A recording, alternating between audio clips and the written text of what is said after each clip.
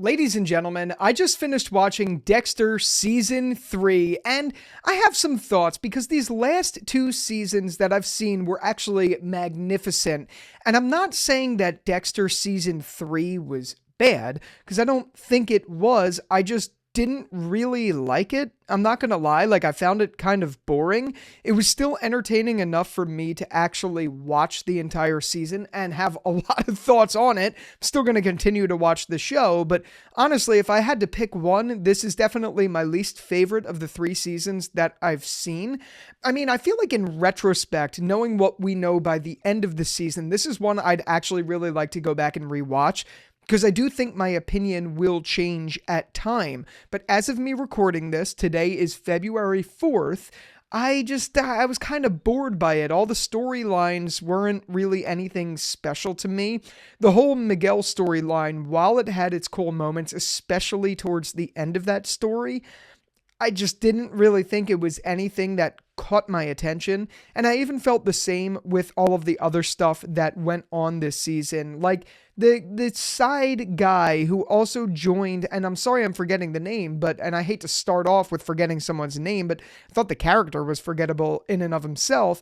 The guy who was partners with Deb this entire season, who the Asian lady was kind of trying to go after, I forget their names, but it was really forgettable to me, and it really didn't go anywhere.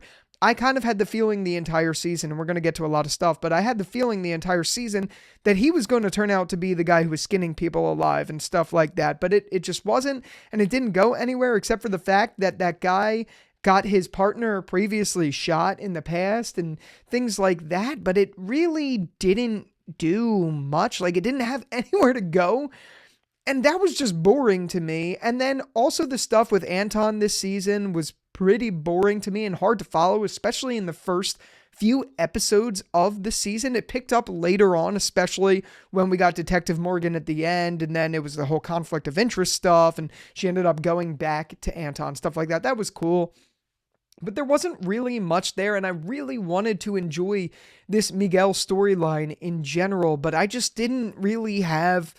There wasn't much there. I guess you could say, in general, it was pretty cool to see Dexter have a best friend, despite it feeling, over the span of the entire 12 episodes, a little too quick for me to believe that they were best friends or anything like that. And also, it was just kind of weird for me to believe in general that Dexter would form this kind of bond with anyone and let it get this far. And I understand that this was the theme of the entire season. The fact that Dexter found someone he could relate to and be friends with and all of that stuff. And they share that mutual interest of killing people, for lack of a better word. I thought the themes there were cool and interesting to explore, but the execution was just boring to me. And I say execution with puns intended, because this show is about executing. That was really stupid. Anyway, yeah, I don't know. I found it a little...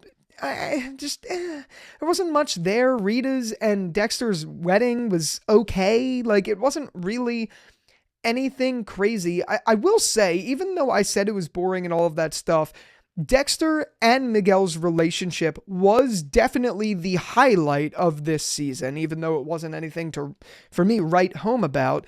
It was very interesting to see, like I said, Dexter going into this state where he's actually becoming friends with someone and kind of has an accomplice along his journey, but that accomplice becomes really crazy and unhinged and does pretty terrible things, as we come to find out. He kills the lawyer, whose name is escaping me as well. Again, sorry for that. But he kills the lawyer. He tries to kill the lieutenant as well. And all of that stuff happens, and it's sure interesting, because obviously if Miguel went down, that would mean, in theory, that Dexter would have to go down. I just didn't really think there was much there to... I don't know, talk about, to be honest. That's kind of it. I really liked a lot of the flashbacks we got, and I think one of the other highlights this season was Rebecca's, is that her name? Rebecca's story. Let me pause there real quick, because I know I'm getting on the hook for all my name forgetting here. Let me just try to remember real quick. A few moments later. Did I say Rebecca? I meant Camilla. Camilla is who I'm talking about. That whole story with Camilla was definitely very interesting. It was cool to see, and it was interesting to explore that Dexter had this sort of really strong bond with Camilla, and it ended with him making a morally vague, I guess you should say, decision on what to do with her, but he of course ended up sparing her and, taking her out of her pain, which was very interesting to see. That was definitely one of the highlights of this season to me. And even though, again, like I kind of mentioned already, that Rita's and Dexter's wedding kind of felt very quick and a little weird, I actually liked that more than I thought. Rita has so far been a character in Dexter that I haven't really had a strong connection with, to be completely honest with you. But this season, I liked her a little bit more. It felt more real, and I'm glad to see Dexter finally starting to show some form of emotions. It's very interesting to me that we got, even in the last episode, where Dexter was talking to Harry, obviously Ghost Harry, or just his imagination, and he started to cry because Dexter wants to see his kid.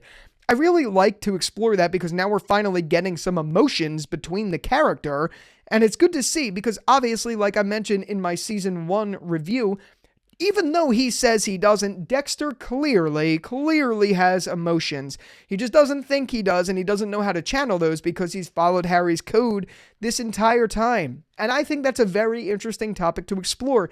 And even if it's told through the vessel of characters like Rita, like Miguel, or even in the past seasons, it just works really well when we explore those themes. I think they do such a phenomenal job in this show with character development, and it's something that I feel like is missing from a lot of shows out there. This one, I think, does nail it because I think there's something that you could say about pretty much all of the main cast of this show. They all have really interesting stories, and even if I don't really love a certain character, say Deb, for instance, I have parts of me that really do love her, even though there's things that don't. They do a really good job of exploring these characters in a way where you could kind of feel both sides of the coin with all of them, Dexter himself included.